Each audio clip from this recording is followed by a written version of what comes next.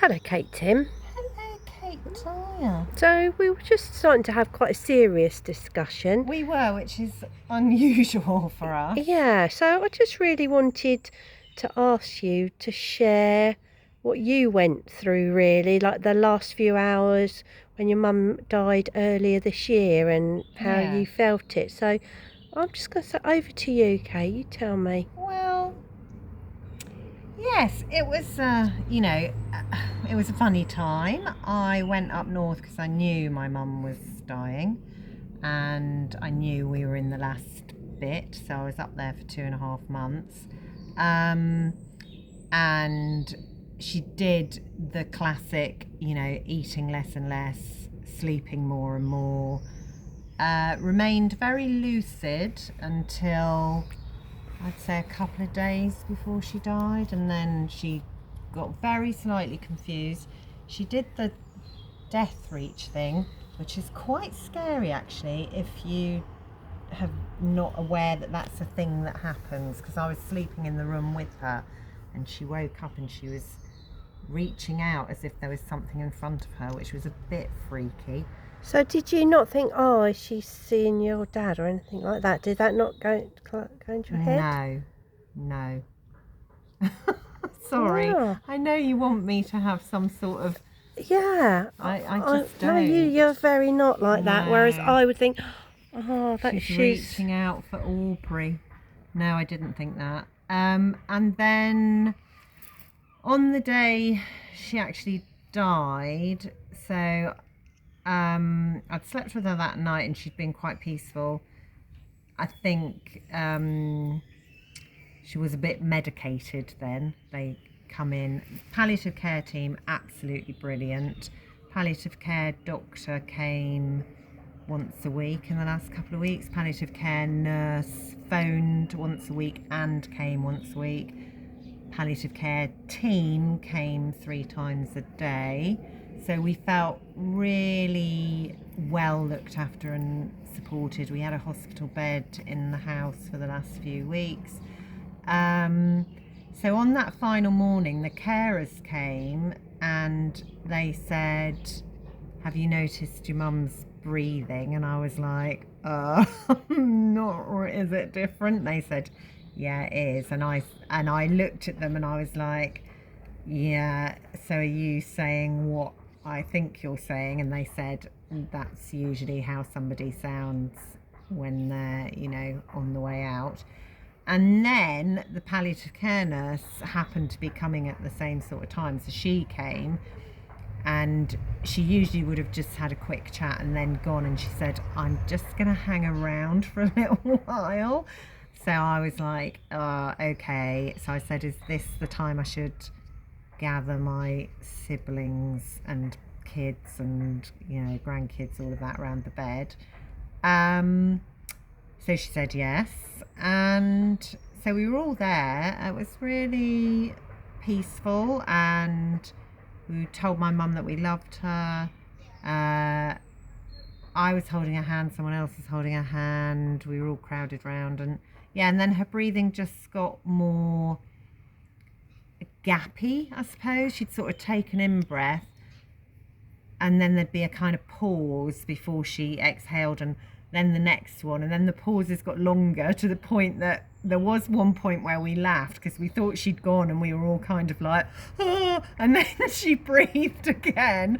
And then, and then finally she took her final breath, and then there was no following breath, and that was it.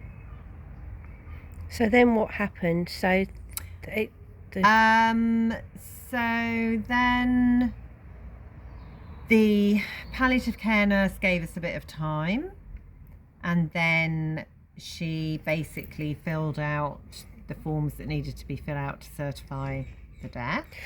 What time did she put? Did she put the time when she did the form, or did she backdate the time, if you know what I mean? I think she put it to last breath sort of time. I Right. think, but I couldn't swear to that because obviously I was a bit emotional. Then she basically said, I think it was a Friday, because I think I was going, oh, well done, Mum, for not not dying at the weekend. Yeah. Which, to be fair, we could still have got hold of the palliative care team really easily over the weekend. The difference would have been, had we not wanted to keep her at home for very long, funeral director would charge you more at the weekend or out of hours.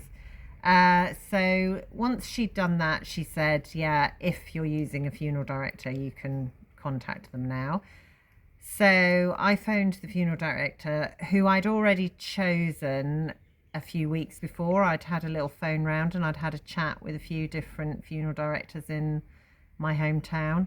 I mean, obviously I was equipped to ask them the questions that I wanted answered, like where they stood on embalming, where they stood on us coming to hang out with our mum, whether we would be allowed to, help do her hair and wash and moisturise and dress her, none of which I actually did in the end. So I went to the one that was the most open to all of that, and so I rang him and said, my mum's died, but I said, but I don't want you to pick her up straight away. We'd all had a chat and I'd said to my siblings, can we just keep mum here for 4 or 5 hours? So we did, and everybody came in and out of the room and sat with her. My daughter put her teddy bear with her. What I found really amazing was how quickly she changed from being an alive person to being a dead person. How quickly her colour changed and the texture of her skin changed, and how quickly she just wasn't her anymore.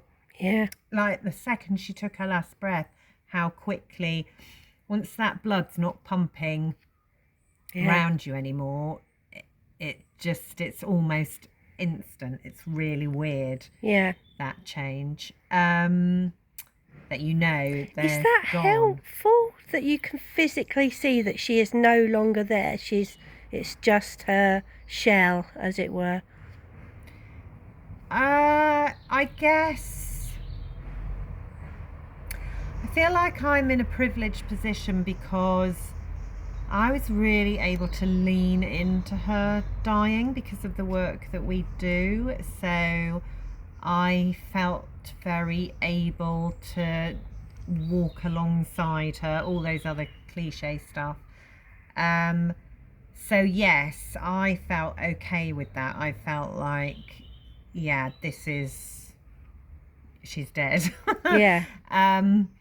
And then actually everybody seemed to be fine with sitting in with her, and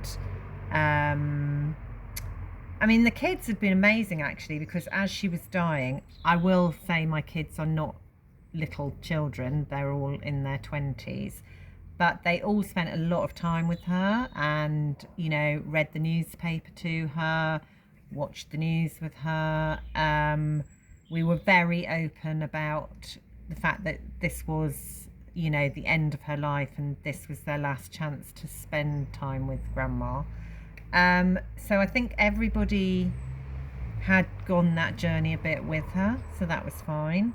And then we had her in the room, we lit a little candle, and we just, basically everybody just drifted in and out. And then when the funeral director came, that was a bit weird, because then it's like a body bag and a trolley, and he drew the curtains, but there's a lot of, my mum's house is a quadrangle, so there's like an internal windows, and I could glimpse it, and I could see she was upright on a trolley. It was like a luggage trolley.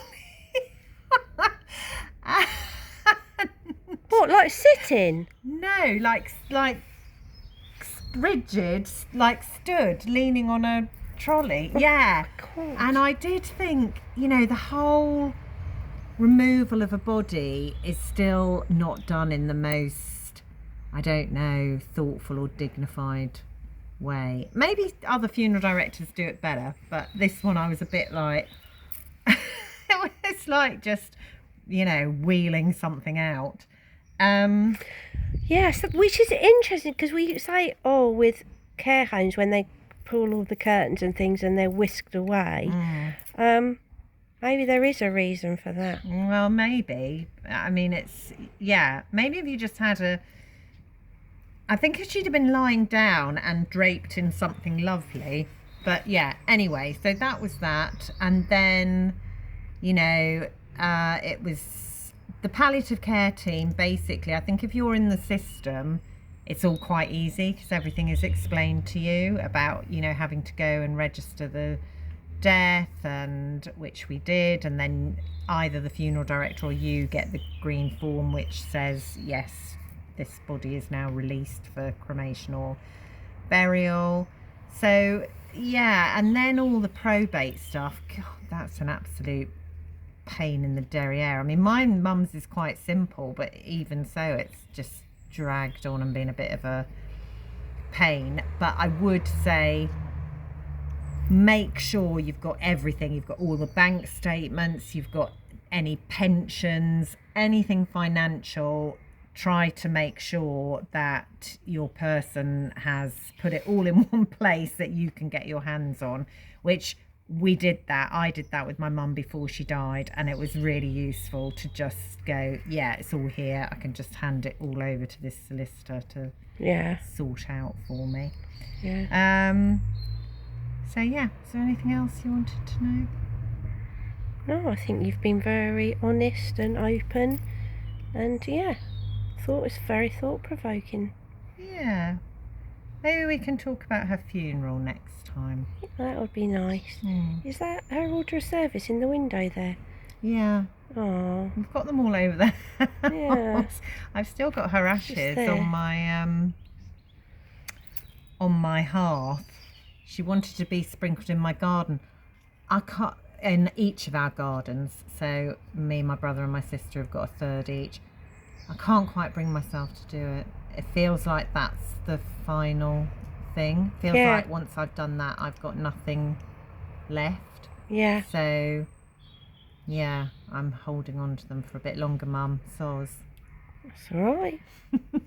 Are you speaking for her? Yes, but I don't think she would have minded. No, I think you'll know when the time's right. I think she quite likes being on my hearth and having all the family in and out of the living room, and yeah. Will you put it all in one place so you know where she is? I don't know. These questions. I might keep a bit and take it to Germany because my mum's German. Yeah. And I've said to my cousins I'll come and see them, so I might just take a little bit and put it with her sister. Yeah. Yeah. Yeah. Oh, well, thank you, Kate Tim. You're very welcome. That's very nice.